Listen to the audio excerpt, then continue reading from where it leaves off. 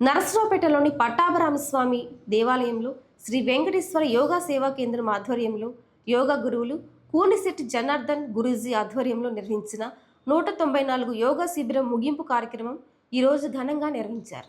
ఈ కార్యక్రమంలో పాల్గొన్న నరసరావుపేట డిఎస్పీ హనుమంతరావు యోగా చేయటం వల్ల కలిగే ప్రయోజనాలు వివరించారు.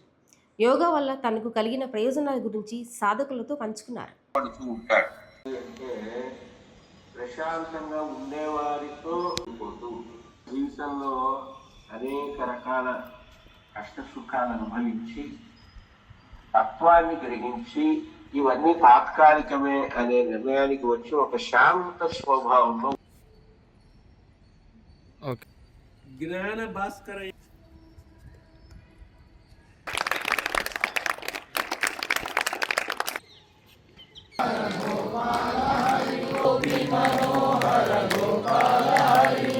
ఓం ఓం హరి ఓం నారాయణ హరి.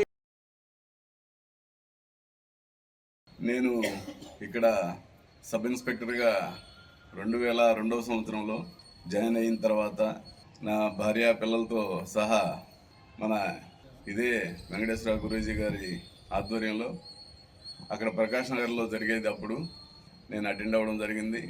అప్పుడు నాకు ఇంత బాడీ ఉండేది కాదు, నేను చాలా స్లిమ్గా ఉండేవాడిని. అయినా కూడా యోగా చేయడం అనేది చాలా మంచిది, చాలా అవసరము.